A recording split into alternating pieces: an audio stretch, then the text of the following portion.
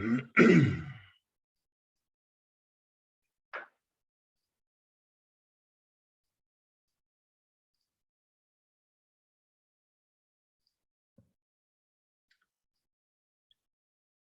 afternoon, everyone, and welcome to the Supply Chain Solutions Weekly Ship Show. Today is April 21st, 2022, and this is episode number 16 in our weekly educational series that keeps you informed of the changing market conditions as we work to simplify supply chain complexity in a time of disruption and uncertainty in an ever-changing geopolitical world. As always, it is my pleasure to welcome my Ship Show co-host, Jason Brand, our Director of Business Development, who joins me each week on our broadcast. And finally, my name is Anthony D'Ambrosio. I'm the Vice President of Sales at Supply Chain Solutions, the company that always delivers value quickly, affordably, and flawlessly. Now, this week, folks, we have a real treat, and we have a special guest. Please join me in welcoming Danny Chen from the Supply Chain Solutions North American Operations Carrier Management Team. Danny is an expert in land transportation operations, full truckload, less than truckload, intermodal, domestic truck brokerage, and domestic freight management with more than 17 years of experience. And he is a graduate of Cal State Long Beach University. And he is here today to provide his expertise and perspectives with the current state of domestic transportation in the United States. And we would be remiss if we did not send a shout out to our amazing Director of Marketing, Vanessa Fry, for producing today's show. So we have a great show this week, folks, with very important subject matter. So let's dive right into it. What is the current state of domestic transportation? And we need to ask the question, what causes the booms and the busts of the trucking cycle? And how is it possible to have a driver shortage and a capacity glut at the same time? But before we jump in today's program, let us again take a moment to pause and remember the great people of Ukraine. We keep them in our prayers as they continue to fight for their freedom. Thank you, everyone. So I think we all know that trucking is an incredibly cyclical industry. How is it possible to have a driver shortage and a capacity glut at the same time? This is a common thing that I hear when talking about the slowing freight market. And the reality is the driver shortage doesn't mean what most people think it means. First, we need to differentiate between the freight market and trucking companies. Trucking companies participate in the freight market, but are not the market. So what is the freight market? I think it's important that we just talk about that. The freight market is not a specific place, but rather a collection of buyers and sellers of freight capacity. Buyers of capacity are usually shippers, and sellers are usually carriers. But there are also a substantial number of intermediaries who play both sides of the market, known as freight brokers. So let's understand what shippers are. Shippers are companies that buy freight services to move their goods from one location to another. And it could be a store brand that purchases the capacity to move freight from a warehouse to a store, but it could also be a manufacturer that is shipping goods to a distribution center. And there are countless reasons why a shipper buys trucking capacity.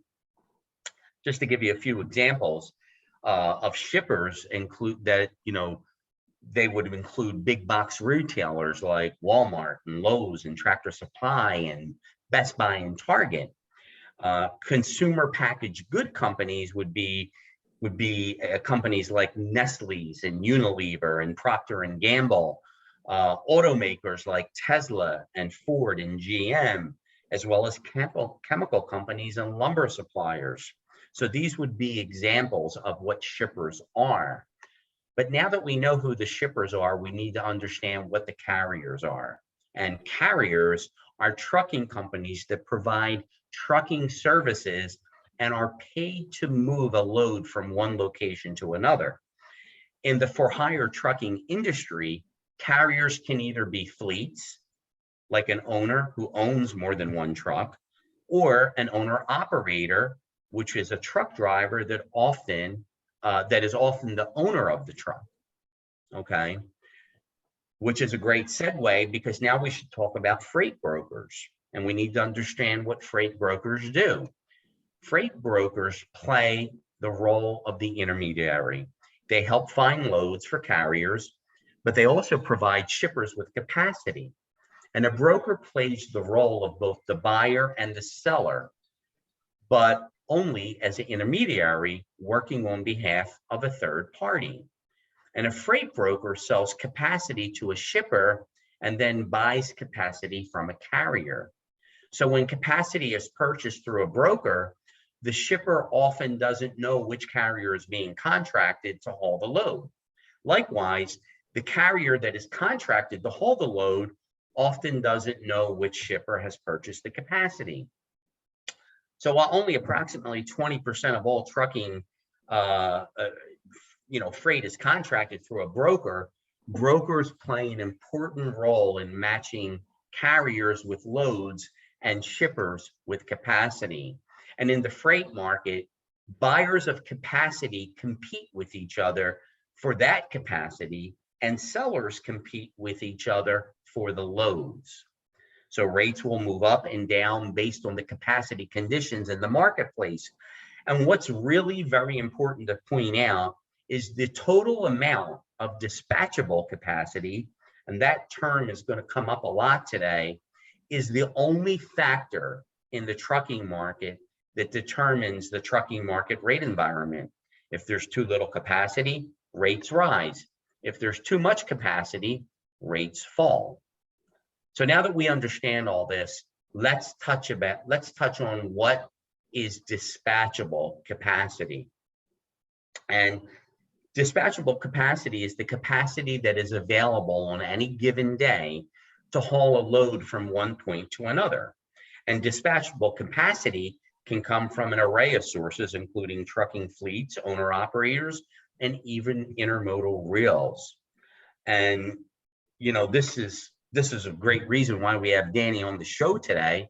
It's not always we get to have a great expert on our show like Danny, especially in the domestic truck transportation market. So Danny, can you give us some perspectives about this concept of dispatchable capacity?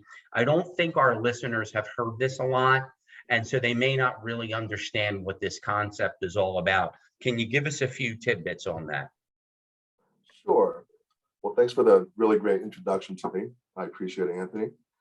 Do you want me to go over a little bit about just the capacity availability right now? Sure. Drop some knowledge on us. All right. So we've obviously been in a supply chain crisis for a couple of years now.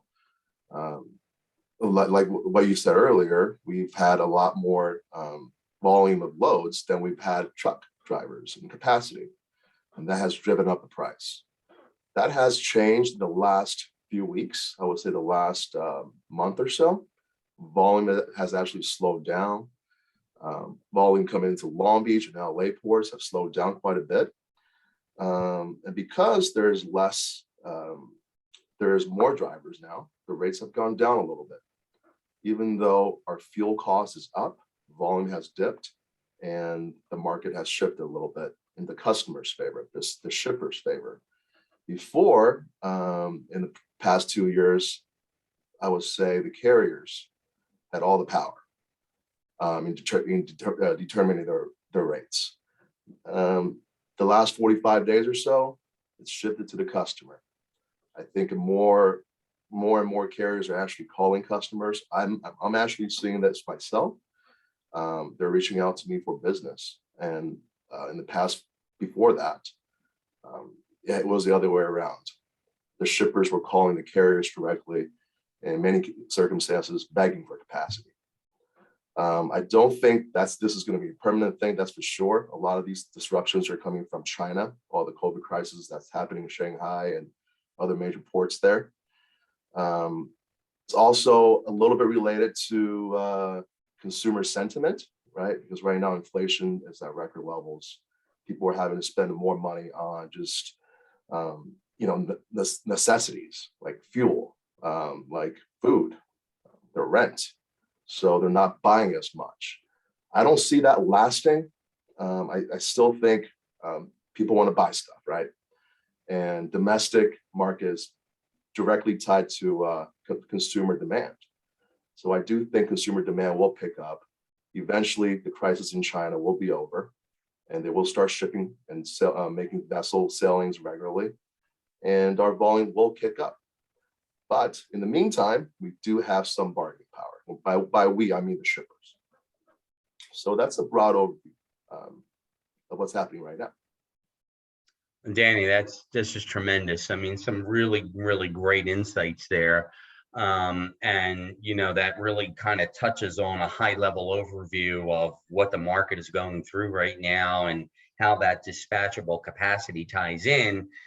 And it's a good segue, because I think really we need to understand, how do truck drivers factor in this market? Okay. And the truck drivers are a factor in the capacity environment. I mean, after all, in order for a truck to be dispatchable, you need both a truck and a driver. But truck drivers can either be employee drivers working for a fleet, or an owner operator working for themselves. And if the driver works for a fleet, he or she has limited control over the kind of freight they can haul, which lanes they can run in, and what their schedules are going to be like.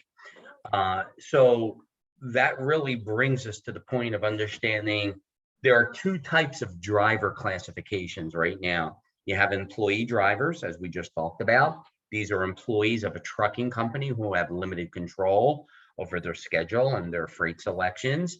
And these employees are hired by a trucking company and are provided with a truck to drive. They don't own the truck.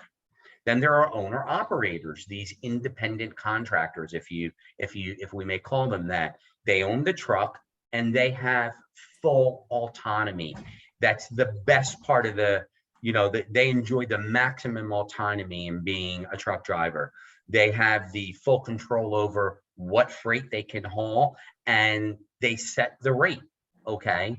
And they negotiate a rate that is established at the time that the load is dispatched, which is usually a day or two before it is picked up. So now that we've identified this, I think we need to understand, how do the trucking rates move up and down? And it's really important to note that on any given day, nearly 1 million truckloads worth of capacity will be bought and sold throughout the US freight market. So I was thinking about this as we were going over our talking points last night, and this would be a great area for Danny to maybe give us some perspectives on some of the factors that cause these rates to go up and down in the market. So Danny, can you give us a few insights on some of these things that I think you already touched on that affect how these rates go up and down? Well, I think you give a pretty good general description. When there's more capacity, and the rates will go up, or rates will go down. Supply and demand, right?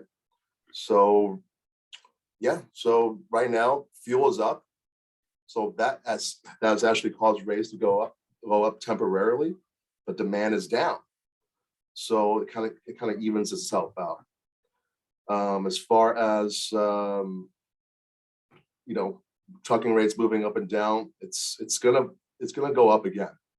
I feel like there's a peak season coming. I've been reading that a lot of suppliers, a lot of shippers want to get ahead of the game this time, not just ship everything during peak season, to get here in September, because of all the troubles in Long Beach and LA. Mm-hmm. I feel like peak season will start early. According to JLC, it's probably going to start this year in June. So once that happens, once Long Beach starts getting a lot of vessels coming in again, you are going to see those rates creep back up. Yeah. Mm-hmm. Yeah, I totally agree. Jason, did you have any thing you wanted to add on that? Sounded like you had some insights Yeah, there. yeah, maybe a little bit. So, question. So for right now, right, we've got this little kind of calm before the next storm. So Danny, how are you feeling about our power to negotiate right now? Because for a while, I mean, when we were working on getting some dedicated carriers, it could be really challenging. I mean, it would take so much more time for us to, really try to think outside the box as how we're going to find the right carrier to, be effective. What do you think about for shippers right now? Is there a little opportunity for them to kind of, get a good agreement signed, or what do you think?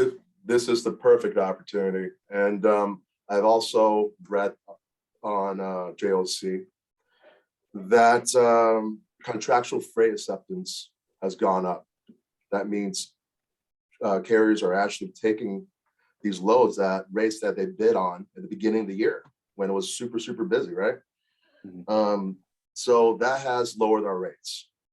I think right now for shippers, for our customers, for any customer, it's a perfect opportunity for you to call your truck driver and get a lower fixed rate. How long is that going to last? I don't know. Things can shift very quickly, but it is a good opportunity for us to not only get dedicated pricing, but also dedicated capacity. Like, hey, I have 10 loads a week. We'll dedicate all 10 of your trucks to me. And shippers do have that bargaining power right now, but unfortunately, it will be temporary.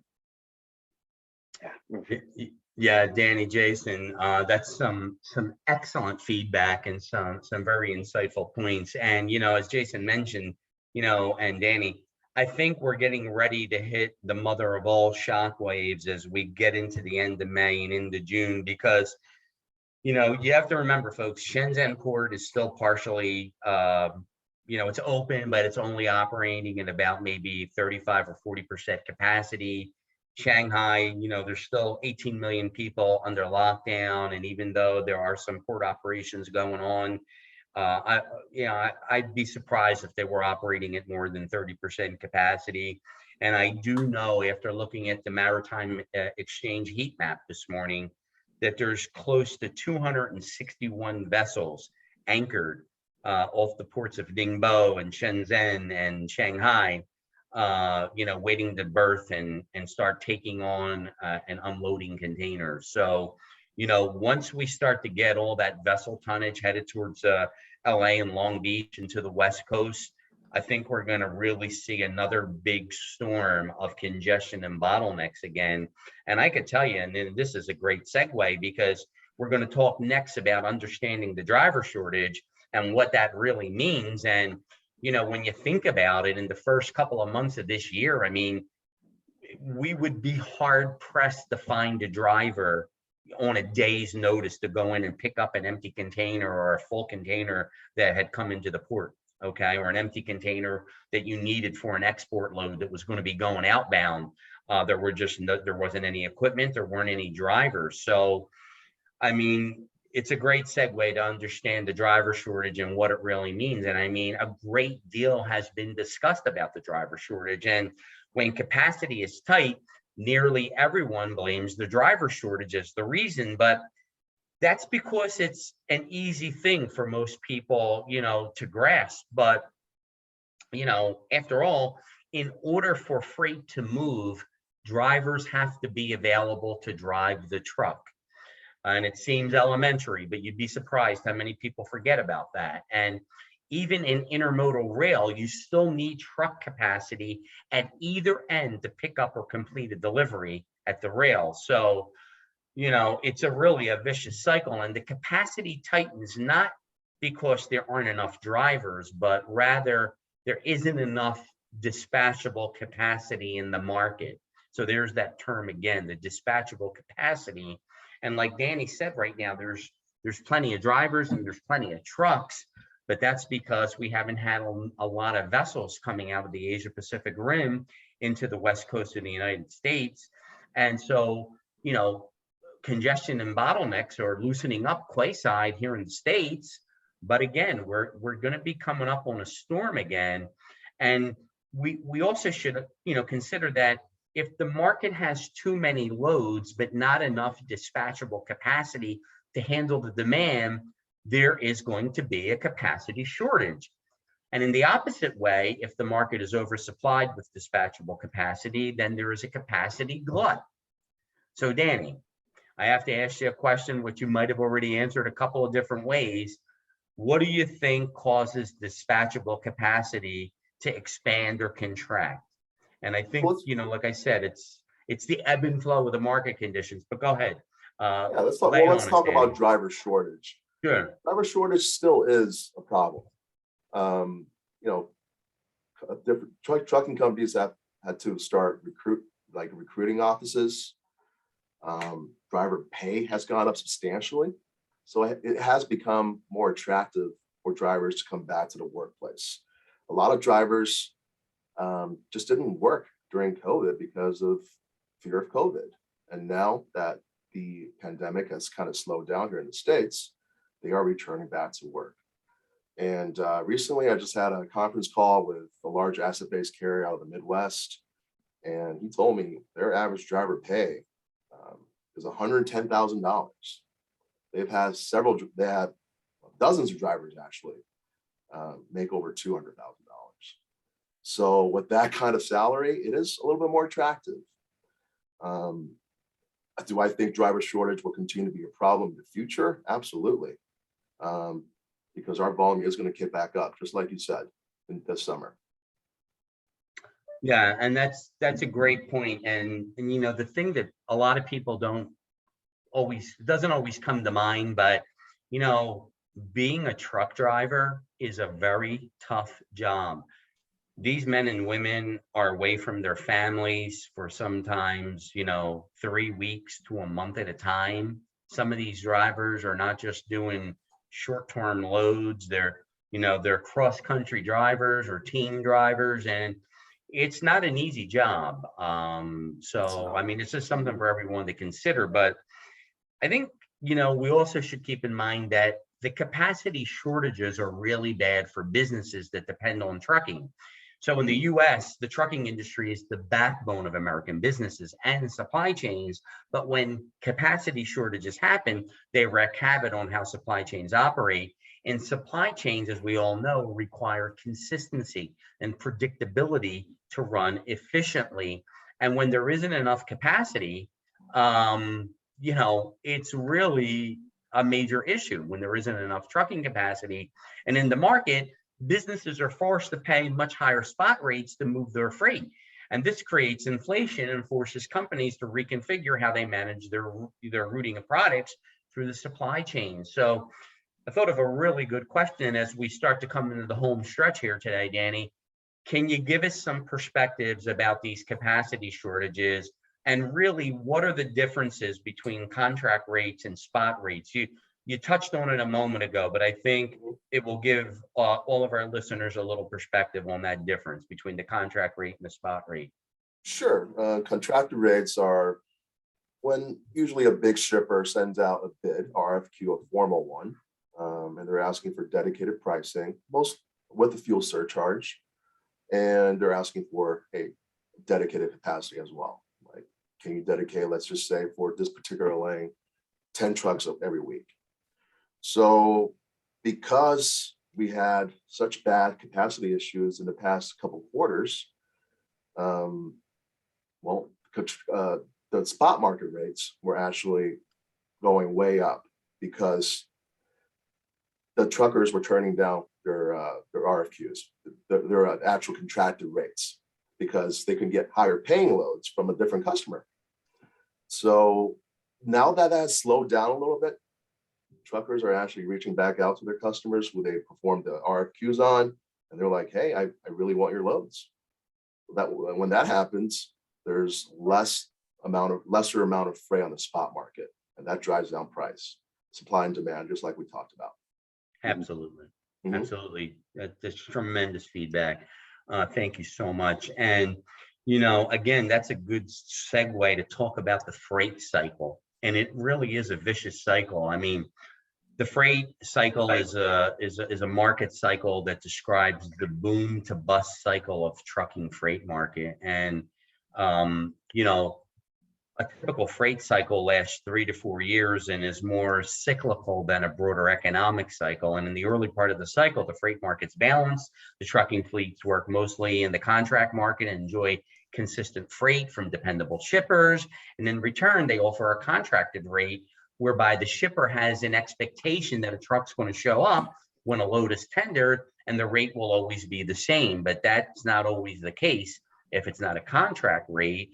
But then on the flip side, you have the spot market, and the spot market load activity will exist, but will mostly consist of infrequent loads, loads that are priced at the low end of the market. For example, in the Midwest, where there's a lot of farming, and people are hauling loads of hay. Okay, so that's going to be different than, hauling a load of steel. Or an occasional load that was previously in the contract market for a variety of reasons was offered on the spot market now. So again, as the capacity tightens, freight demand in the contracted market exceeds dispatchable capacity. Again, here we go with that phrase, dispatchable capacity, and tender rejections increase as carriers run out of allocated capacity in the contract market. And the contracted loads will flow into the spot market. And it gets very convoluted, as you can hear just by listening to me talk here about these nuances in the truck market, with which the average person just, they don't understand how this all works, beneath the surface. But once the demand in the spot market exceeds the capacity in that market, trucking spot rates usually increase. So Danny, could you give us a quick explanation about this concept of tender rejections? I'm sure a lot of our listeners have not heard of this. I can tell you, Dawn in my New Jersey operation gets a lot of these tender rejections sometimes before we find somebody, and usually thanks to you were able to find somebody that can cover a load for us. So if you could briefly just touch on that for us, that would be awesome. I think there's two primary reasons why tender rejections happen. Number one is, well, we had an excessive amount of freight the last couple of years.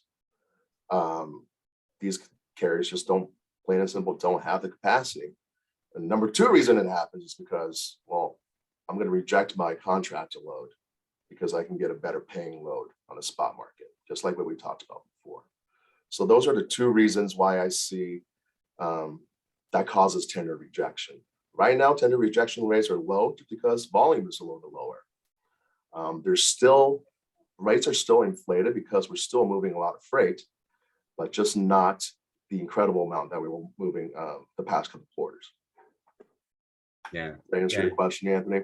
No, that was hitting the nail on the head. That was perfect, and I think everyone's going to come to see, as we all talked about earlier, that once the China ports are back up to full capacity, we're really going to have a little bit of a storm hitting the West Coast. And just watch the trucking market, as much as I hate to say it. But, to bring it home, as the trucking spot rates shoot up, new trucker and owner operators join the trucking industry to take advantage of these high spot rates because they can make more money, and the numerous load opportunities that are out there. So as the carriers reject these contracted loads and shift their capacity into the spot market to enjoy a higher paying freight, it's just like on the ocean side of things.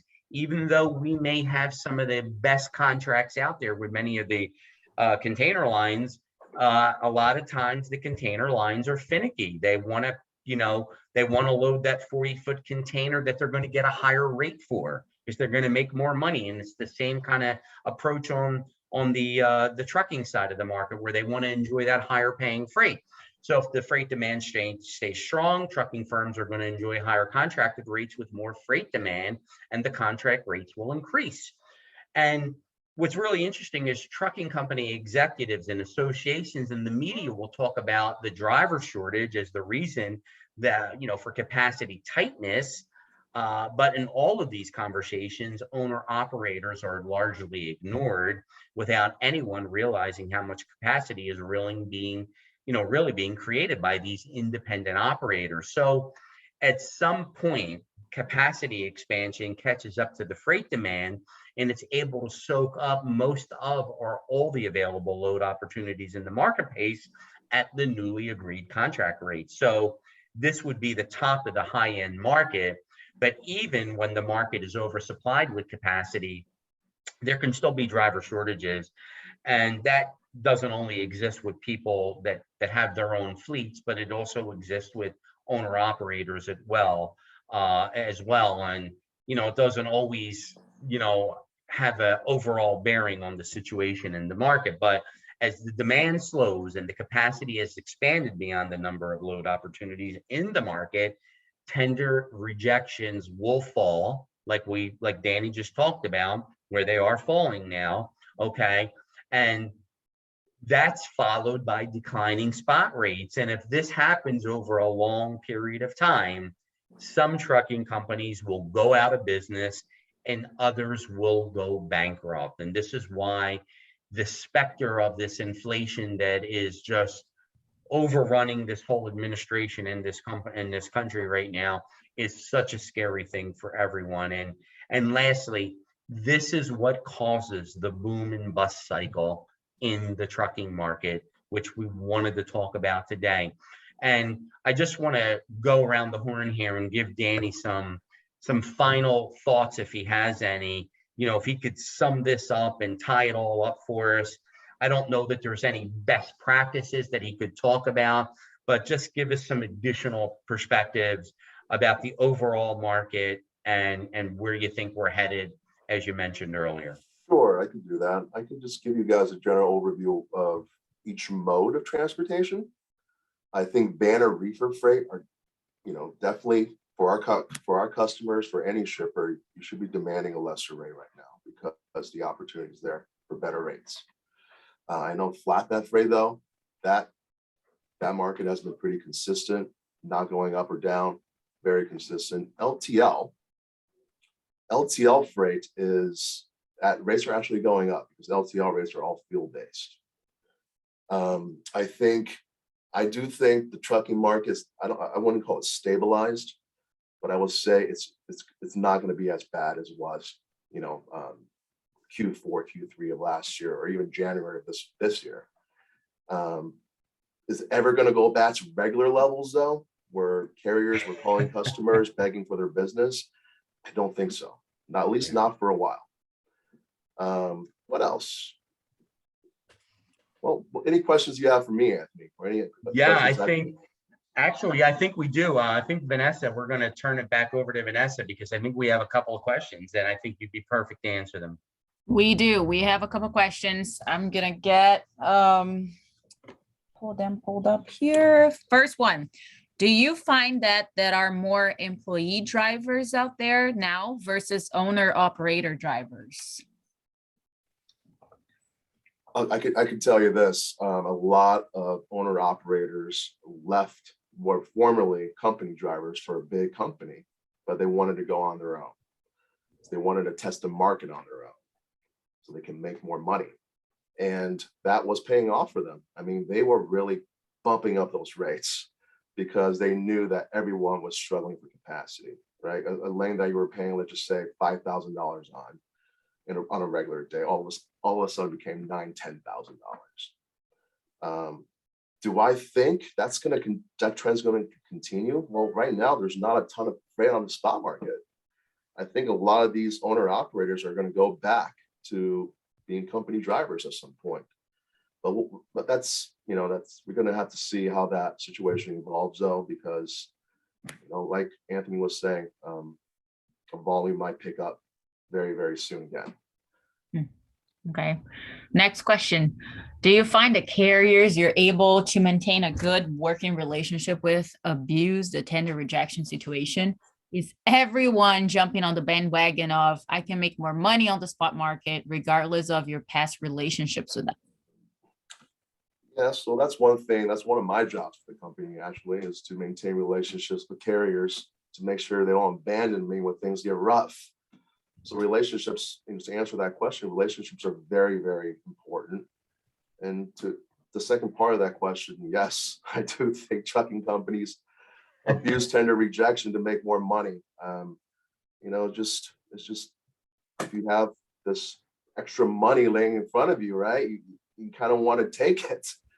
But I think a lot of the bigger companies realize, hey, I do need to maintain relationships with my customers, because when things slow down, I got to keep my drivers busy. I got to keep my company running.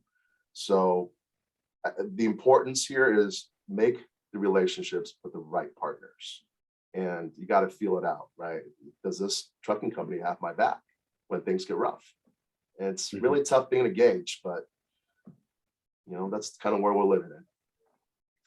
Wow. Okay. Nicely Well, put. Danny, I can only say we are so lucky to have you as our tip of the spear at Supply Chain Solutions, because the expertise and the knowledge of the whole land transportation market and your connections has just been a real major plus for our company and just brings us to a whole nother level.